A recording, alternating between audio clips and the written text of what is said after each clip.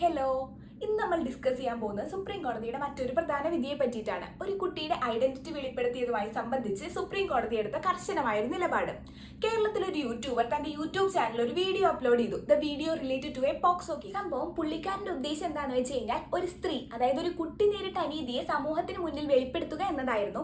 പക്ഷേ അത് മുഖാന്തരം കുട്ടിയുടെയും കുടുംബത്തിന്റെയും ഐഡന്റിറ്റി പരോക്ഷമായി പുറത്തു വന്നു.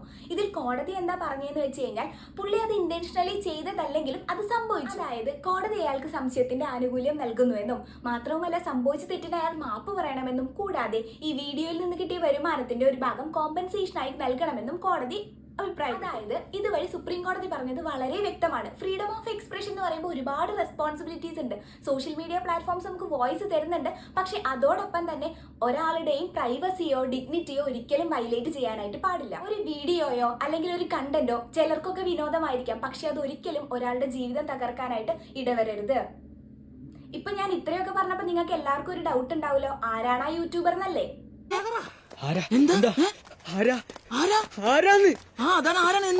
ചേടാ, അതല്ലേ പറഞ്ഞത്, ഓരോരുത്തർക്ക് അവരവരുടേതായ പ്രൈവസിയും ഡിഗ്നിറ്റിയും ഒക്കെ ഉണ്ടെന്ന്. എനിവേ, കൂൾ ഗുരു, ശുക്രിയ.